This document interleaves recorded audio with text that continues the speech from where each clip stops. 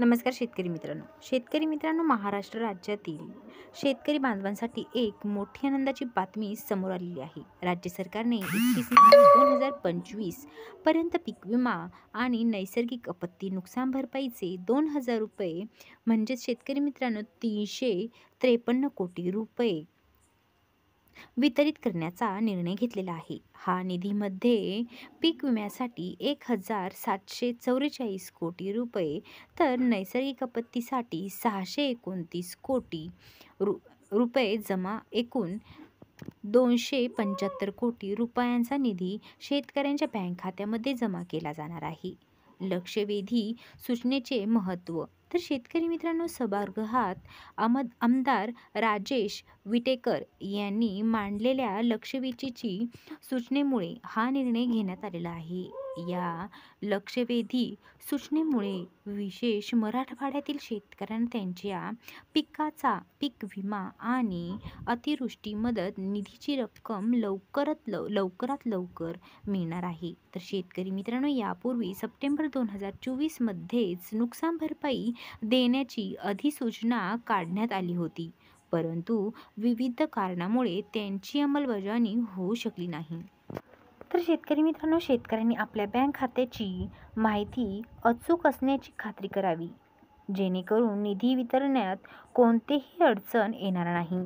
पीक विमा योजनेची भविष्यातील दिशा. राज्य सरकारने पीक विमा योजनेला आधी मंजूर करण्यात आली होती. विविध योजनेमुळे तर शेतकरी मित्रांनो घेतलेल्या आहेत.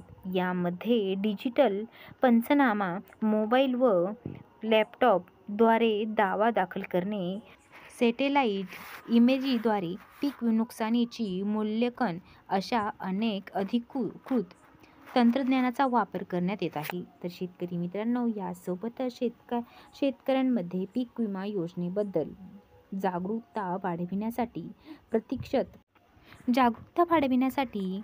प्रशिक्षण शिबिरे, कार्यशाळा आणि प्रचार मोहिमा राबविण्यात येत आहे. यामुळे अधिक शेतकरी या योजनेचा लाभ घेतील अशी अपेक्षा आहे. महाराष्ट्र राज्य सरकारने घेतलेल्या या निर्णयामुळे राज्यातील शेतकऱ्यांना मोठा दिलासा मिळणार आहे. पीक विमा आणि नैसर्गिक आपत्ती निधीच्या वितरणामुळे शेतकऱ्यांना आर्थिक सहाय्य मिळणार असून त्यांना पुढील हंगामासाठी शेती करण्यास मदत होणार आहे.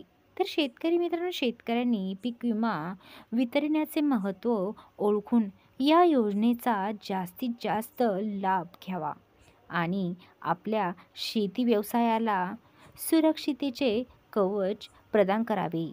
31 मार्च 2025 पूर्वी सर्व पात्र शेतकऱ्यांच्या बँक खात्यात या निधीचे वितरण होणार असल्याने शेतकऱ्यांनी आपली बँक खाती अद्ययावत ठेवावीत.